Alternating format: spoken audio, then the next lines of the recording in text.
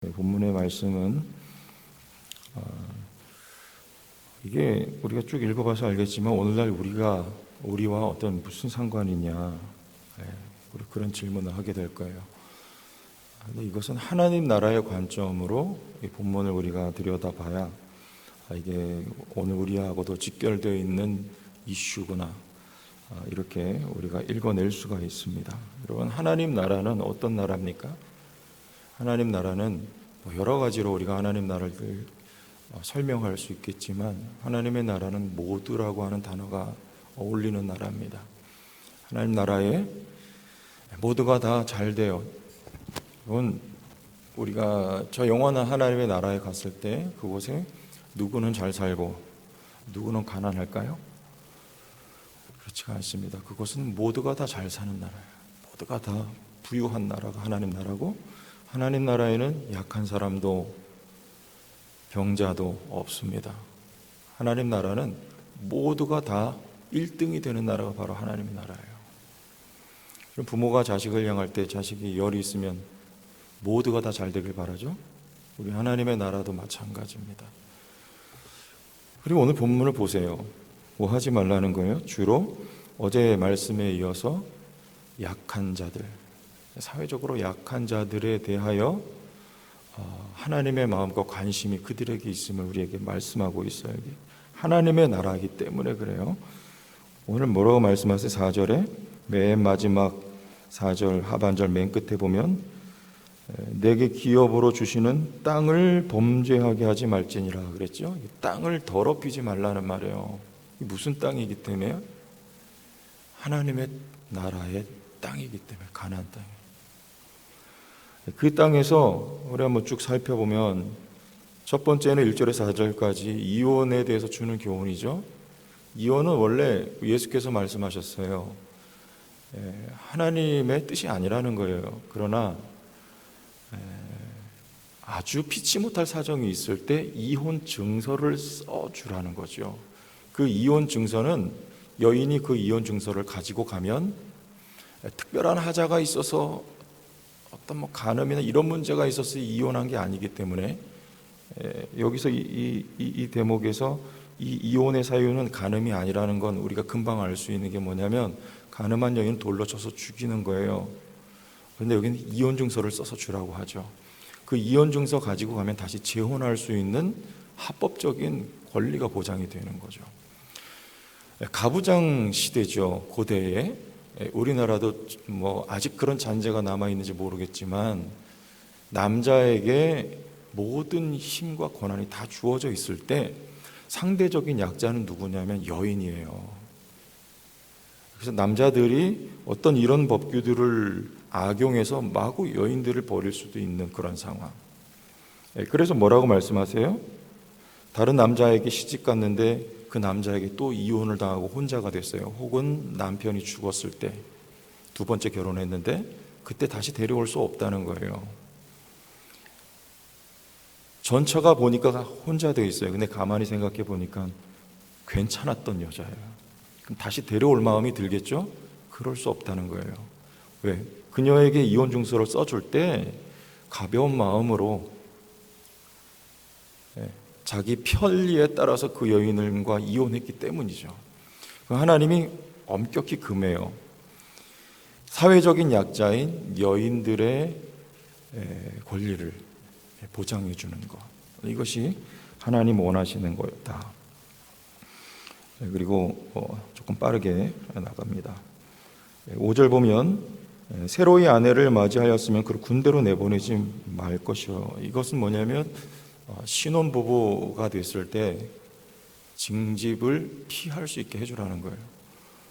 결혼한 지 얼마 안 됐는데 전쟁에 끌려나가가지고 사망하면 어떻게 돼요? 그런 일이 있어서는 안 되죠.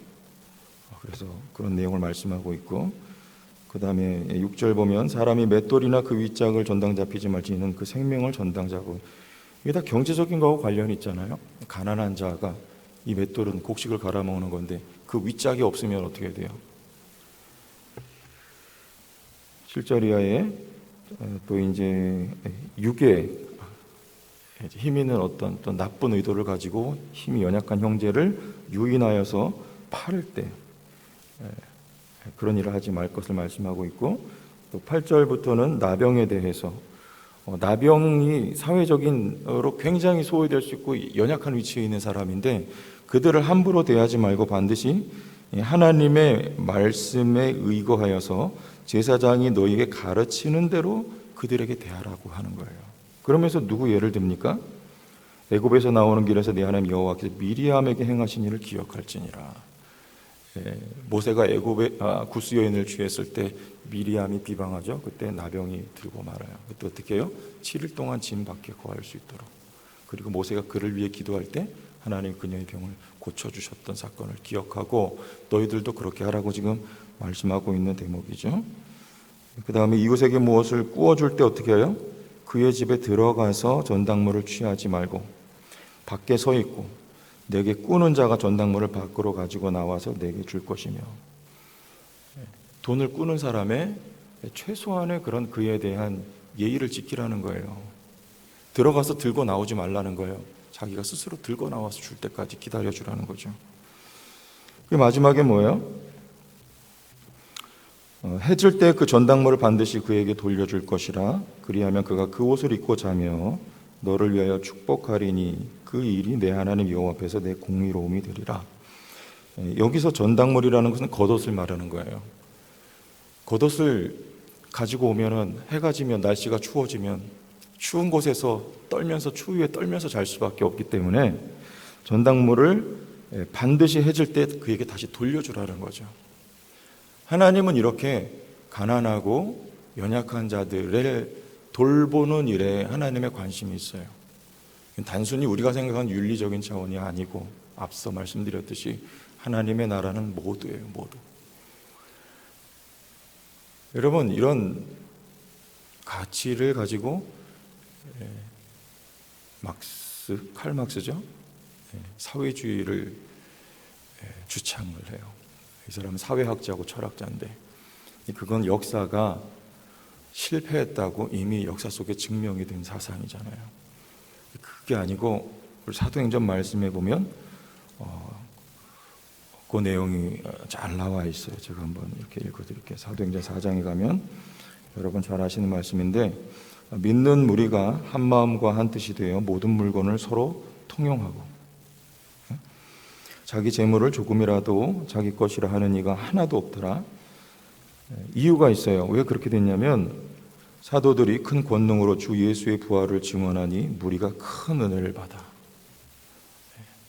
주 예수의 부활을 증언하니 예수 그리스도의 죽으심과 부활을 듣고 이 땅의 가치가 참된 것이 아니고 영원한 하나님의 나라의 가치가 참된 것임을 깨닫고 그것을 믿고 실천한 거예요.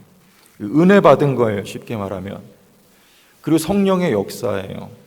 그로써 어떻게 됐냐면 그 중에 가난한 사람이 없으니 이는 밭과 집 있는 자든 팔아 그 판 것의 값을 가져다가 사도들의 발 앞에 두매 그들이 각 사람의 필요를 따라 나누어 줌이라.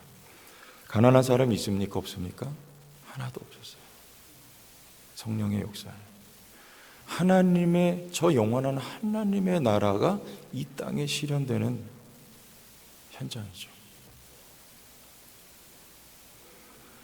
우리가 착하게 살자. 우리 오늘 본문 말씀을 읽으면서 착하게 살자 이런 내용이 아니에요. 여러분 사도행전 조금 더 지나가 보면 예루살렘 교회에 흉년이 당시에 들어서 어려움을 예루살렘 교회가 당해요. 그때 어디서 돕습니까?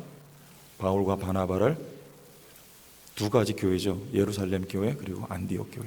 안디옥 교회에서 사도들을 보내요. 그래서 예루살렘 교회를 돕습니다. 이런 거예요. 여러분 안디옥 교회는 여유가 좀 있었을까요? 이방인 교회입니다. 이제 새로 시작된 교회예요. 그러나 하나님의 나라의 원리가 바로 이런 것이기 때문에 형제 교회가 어려움을 당했을 때 자기들이 쓸 것을 아끼고 청빈한 삶을 유지함으로 말미암아 형제 교회를 돕는 역사. 바울이 빌립보서에 말합니다. 바울이 로마의 감옥에 갇혀 있을 때 빌립보 교회가 마게도니아 교회가 바울을 공개해요. 그때 뭐라 그래요? 너희가 극심한 가난 가운데서 나를 도왔다 그래요. 여유 있어서 남 돕는 거 아닙니다. 여러분, 돈 많은 부자가 여러분도 잘 아실 거예요. 돈 많다고 남 돕는 거 아니에요. 여러분, 우리에게 어떻게 이런 일들이 일어날 수 있을까요? 근검 절약하는 거, 청빈하는 거. 왜요? 그러지 않으면 남을 도울 수가 없기 때문에 그래요. 내가 여유 있을 때 돕겠지? 절대 그럴 수 없습니다. 지금 할 수 있는 거예요. 지금 혹은 어렵지만, 지금 혹은 가난하지만, 지금 혹은 우리 교회가 여유가 없지만 공급하시는 분을 믿고 믿음 가지고 하는 거예요. 내가 청빈한 삶이 그래서 나오는 거예요. 내가 쓸 거 하나 쓸 거 반쪽에 쓰고 반은 저축했다가 남을 도와줄 수 있는 거. 그러려면 뭐가 필요해요? 절제의 삶이 필요한 거죠. 이게 다 성령의 열매들이에요. 절제하려면요, 인내가 필요한 거죠. 이런 덕목들이 저희들 가운데 성령의 역사하심으로 말미암아 성령의 열매로 나타나줘야 합니다. 여러분의 삶을 통해서 나눠줘야 되고, 우리 성도 교회를 통해서 나눠줘야 되는 거예요. 내 코가 석자인데 우리 교회가 이렇게 할 게 많은데 뭘 하려고 하나님께서? 하나님의 나라를 위하여.